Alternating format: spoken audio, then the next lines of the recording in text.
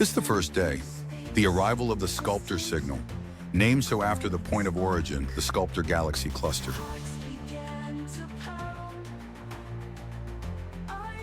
It was dark, not long after midnight. A cold and pristine canvas of stars paraded above the peak of Mauna Kea in Hawaii. The environment, nearly 14,000 feet above sea level, is ideal for stargazing, and why the Keck Observatory rested on its peak. It is November 12th, 2023. Tonight, the seeing conditions, as telescope folk called them, were exceptional. Keck's telescope stared into the cosmos using spectrographs and wide-field cameras to capture detailed images and spectra of distant galaxies and large-scale cosmic structures.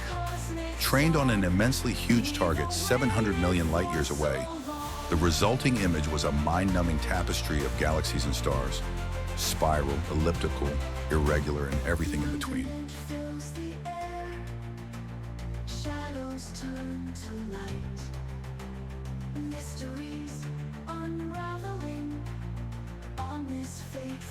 This would not be any ordinary Sunday. The entire astronomical community was about to get very excited. Something to put the wow signal to shame. Well into his observation run and making the most of his telescope time was Brian Pearson, an astrophysicist with Caltech. He was the principal investigator lead astronomer responsible for the observing session. Blowing into a steaming black coffee, he scanned the multiple screens which dominated the observatory's control room. The telescope was trained on an immensely huge target, the Sculptor constellation, a system which was relatively faint, lying close to the celestial equator. Within that observation frame and of specific interest was an object close to NGC 24, a spiral galaxy smaller and less massive than the Milky Way. Out of the corner of his eyes, Pearson caught a flash on the screen, a bizarre pulsing and blinking light within the very outer arm of NGC 24. He made a quick adjustment to the scope to center on the now very bright flickering light. His first thought was a supernova or some other similar event, but the pulses and flashes were irregular, something like Morse code.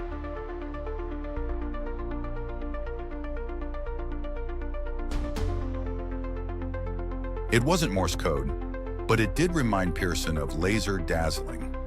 Nature didn't produce those, but the thought persisted. If the observation distances were correct, this would be a star-powered laser. Science 101, question everything. Anything was possible, right? His colleague joined him at his station, both of them mesmerized by the anomaly on the screen.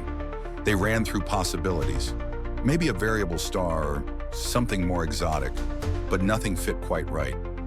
He made some quick phone calls, pacing the room, but never breaking eye contact with the screen. This wasn't something normal.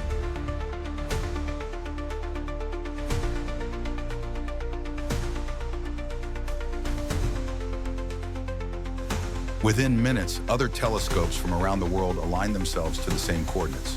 Scientists from various observatories all tuned in, watching as the mysterious pulses continued.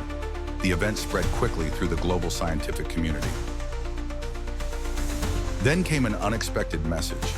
Pearson's phone lit up with a text from the Ice Cube Neutrino Observatory, reporting a massive and anomalous burst of neutrinos. It wasn't unusual to see particle bursts after major astronomical events, but this one was different. The neutrinos had no clear source and seemed to come from multiple directions. A baffling and unnerving discovery.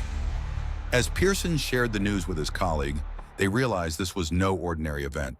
The phenomenon was multidimensional, spanning across the electromagnetic spectrum, but curiously absent in the usual high-energy bands like X-rays or gamma rays. Something extraordinary was unfolding in the Sculptor galaxy, and soon more of the world's top astrophysicists would be drawn into the mystery. Pearson, still on edge, made one more call. His colleague raised an eyebrow when he heard the name. Professor Kasiniia Sakharov. Known for his wild theories, the Russian scientist was perhaps the only person eccentric enough to make sense of this anomaly. Aside from the natural curiosity an interstellar object like this normally elicited, Pearson sensed this phenomenon wouldn't be easily explained. There were other possibilities, crazy ones. which is why he had called the crazy Professor Kasiniia Sakharov. Carl Sagan once said, "Extraordinary claims require extraordinary evidence," which is why Pearson wasn't about to volunteer to join the crazy club. But the emitter was located in the very extreme outer band of a galaxy, in clean air, so to speak. If one wanted to broadcast across the cosmos, this is where you would ideally do it from. There was an almost clean line of sight from the source to their scope. The solar system was currently about 25 light-years above the galactic plane, 27,000 light-years from the galactic center, away from the noise of the Milky Way, fortuitously placed to be within line of sight rather than shrouded within the galactic cloud, almost like they were strobed with a laser beam. After several hours, the pulsing anomaly stopped. The 12th November event would become known by astronomers as the Sculptor Intermittent Variable, SIV. This was the first day humanity stared into the impossible, but it is only part of the story. Make sure to like this video and watch out for the next installment.